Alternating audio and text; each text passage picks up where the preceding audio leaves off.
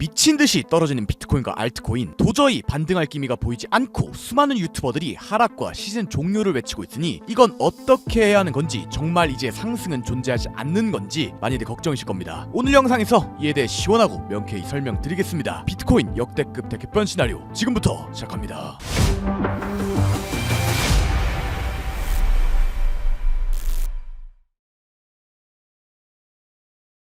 반갑습니다. 차트본 솔드생 차설입니다. 비트코인과 알트코인이 고점으로부터 꽤나 유의미한 저항을 받고 하락하고 있습니다. 양전했던 알트들도 음전하고 마이너스가 깊어지는 상황 속에 자꾸 이것저것에서 시즌 종료와 하락 관점이 즐비하니 더더욱 걱정이실 건데요. 이러한 걱정을 해소해 드리고자 첫 번째 목차 진앙 관점 복귀, 두 번째 목차 비트코인 시황, 이더리움, 리플, 솔라나, 세 번째 목차 시즌 종료와 매매 마인드, 위 세 가지 목차로 짧고 굵게 준비해 보았습니다. 정말 큰 분기점에 있는 상황에 올리는 영상이니만큼 꼭 끝까지 시청 부탁드립니다. 빠르게 가보시죠. 먼저 첫 번째 목차 진안 관점 복귀입니다. 지난 영상에서 저는 상승을 외쳤었는데요. 해당 시점으로부터 아쉽게 하락이 등장하게 되어 지난 밤 112.6K 이탈로 손절을 하게 되었습니다. 결과적으로 상승장에 대한 관점을 이야기 드리는 것이 아닌 단기 관점에서 상승한다는 제 뷰는 틀린 겁니다. 저도 연승이 끊기고 이리저리 손실을 봤다는 점이 아쉬움이 남네요. 사람이 인정하는 것이 정말 어려운 것인데 그냥 남자답게 시원하게 인정하겠습니다. 죄송합니다. 하지만 후회는 없습니다. 투자 시장에서 사람마다 매매를 어떻게 세팅하냐는 차이가 있을 수밖에 없는데요. 내려올 때마다 롱을 친다는 사람이 있을 거고 위아래 다 발라먹겠다는 사람이 있을 겁니다. 저는 전자를 택했을 뿐입니다. 그리하여 약 3달간 단 한 차례 숏 없이 롱만 쳐서 손절 없이 연승을 이어나가는 결과를 보여드렸고 이번에 이것이 깨지게 된 것이죠. 때문에 전 아쉽지만 후회가 없습니다. 앞으로도 전 항상 제 소신을 유지하며 누구보다 더 시원하고 누구보다 더 명쾌한 관점 내는 차설되도록 하겠습니다. 매일같이 밤새며 글 남기고 라이브하는 이 새끼는 그래도 진짜 열심히 한다 싶으시다면 응원 차원에서 구독 및 좋아요 한 번씩만 눌러주시길 부탁드리겠습니다. 항상 감사드립니다.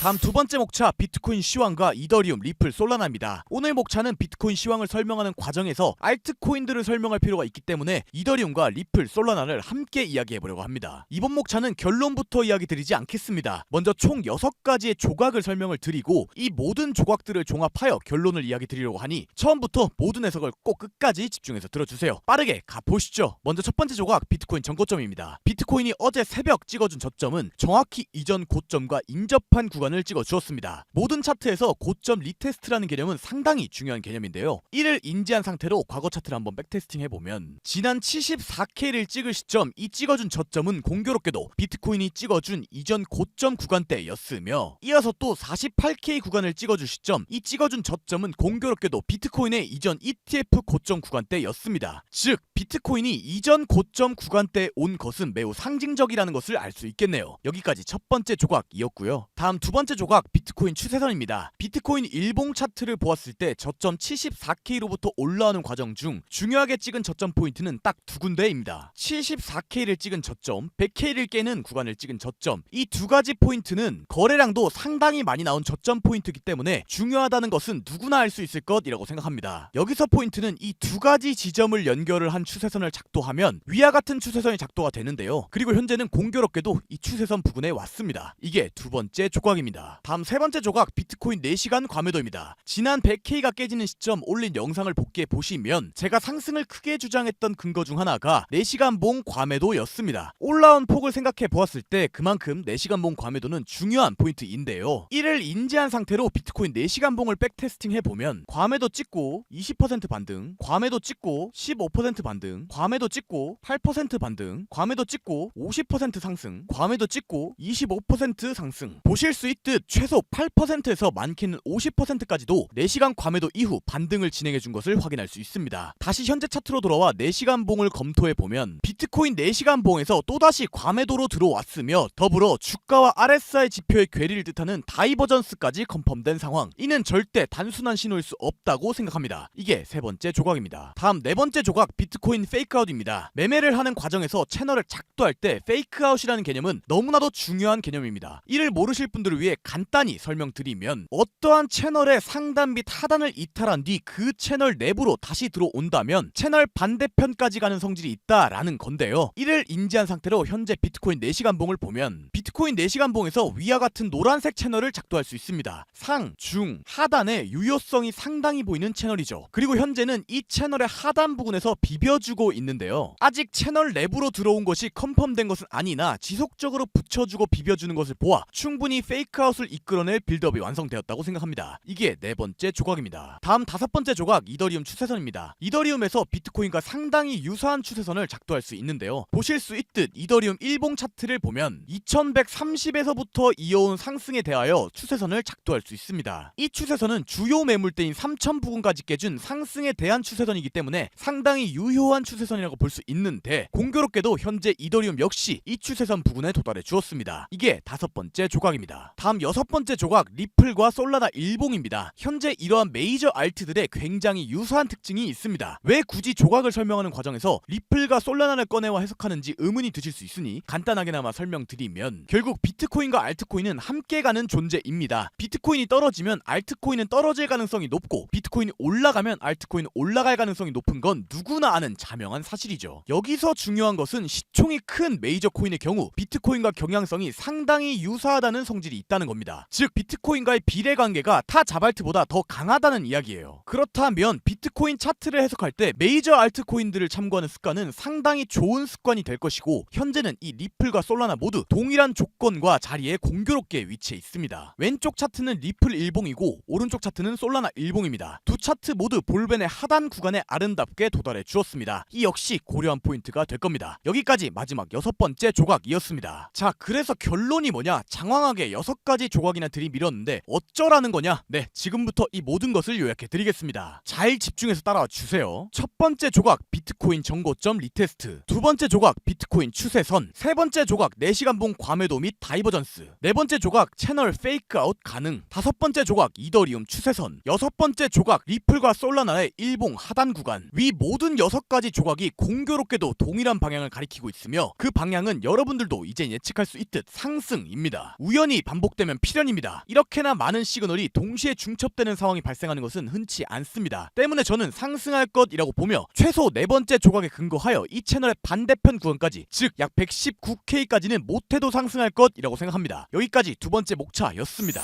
마지막 세 번째 목차 시즌 종료와 매매 마인드입니다. 네, 비트코인과 알트코인 하락이 나오니 시장에 시즌 종료와 하락 관점이 굉장히 질비하고 있습니다. 지금 자리에서 시즌 종료를 논하면서 알트 불장은 없다고 주장하시는 분들의 논리 저는 도저히 동의할 수 없습니다. 여러분들이 기대하고 여러분들이 바라는 정말 매일매일 올라가는 장은 정말 대불장 속에서 길어야 2달이 가지 않습니다. 그리고 그거 아직 안 왔습니다. 17년도 불장, 21년도 불장을 제대로 경험해보지 못하신 분들이 21년도 불장은 이러지 않았다라고 주장을 하시는데 명확히 말씀드리겠습니다. 아닙니다. 21년도도 피날레 2달 전은 지금과 굉장히 유사했어요. 당연히 트럼프라는 외부 요소가 작용을 하고 기간이 끌리고 폭이 다른 건 너무나도 당연한 거고 결국 경향성이 바뀌었냐를 논했을 때 전혀 그렇지 않습니다. 자, 직접 눈으로 보여드려 하니 모든 알트코인의 엄마인 이더리움 21년도 차트를 백테스팅 해볼까요? 극단적이긴 하지만 이더리움이 약 1년이 넘는 기간 동안 5000%가 넘게 상승을 해주었습니다. 이건 어디까지나 결과적인 이야기입니다. 그럼 과연 이게 조정파동 없이 내내 올랐냐? 아니요, 전혀 그렇지 않습니다. 1년간 상승이 이어져 오면서 그 세부엔 제가 다룰 수도 없이 수십 차례의 조정이 있었습니다. 그 조정이 1, 2%짜리 존만한 조정이 아니라 10%가 넘는 조정이 계속 나왔다는 거예요. 자, 볼까요? 35%, 25%, 18%, 19%, 32%, 27%. 보실 수 있듯 대충 일봉상에서 작아 보이는 아무 음봉만 찍어 보아도 최소 10%가 넘는 조정이 나왔습니다. 다른 알트도 아니고 이더리움이 그렇다는 겁니다. 당연히 이더리움이 알트 시총 1등이니 타 알트보다 하락폭이 적었겠죠. 너무나도 당연한 겁니다. 그럼 이렇게 말하시는 분들이 있으실 겁니다. 자발트는요, 자발트는 이더리움이 아니잖아요. 하나만 알고 둘은 모르는 질문입니다. 진짜 자발트들이 미친듯이 오른 여러분들이 원하는 장은 이더리움이 마지막 상승을 이어나가는 시점, 정말 딱 두세 달 안에 모든 게 끝날 정도로 올랐습니다. 이 시기 때 이더리움 클래식이 1000%가 넘게 올랐었어요. 자발트는 당연히 이더리움보다 시총이 가벼우니 위아래가 심했던 것은 당연한 겁니다. 그렇다면 다시 돌아와서 지금 여러분들이 들고 있는 알트들의 월봉을 보면 극단적인 케이스를 제외하고 대다수가 어떻습니까? 저점 찍고 반등하고 있죠. 그럼 여기서 여러분들께 여쭤보겠습니다. 74K 저점 찍을 때도 버티고 알트들이 정말 지옥 끝까지 갔을 때도 버텼는데 지금 시즌 종료를 논하면서 코인 파실 겁니까? 애초에 그 정도 깜냥이면 왜 이 시장에 오신 겁니까? 정신 좀 차립시다. 우리 저희 지옥에서도 버텼고 남들보다 더 멘탈 부여 잡으며 여기까지 온 사람들입니다. 이리저리 주변 말에 흔들릴 수 있는 거 이해합니다. 근데 그럼 딱 거기까지인 겁니다. 저는 당당하게 불장이 온다고 볼 거고 때문에 제가 산 알트들은 하나도 놓지 많지 않겠습니다. 홀딩합시다. 여기까지 마지막 목차였습니다.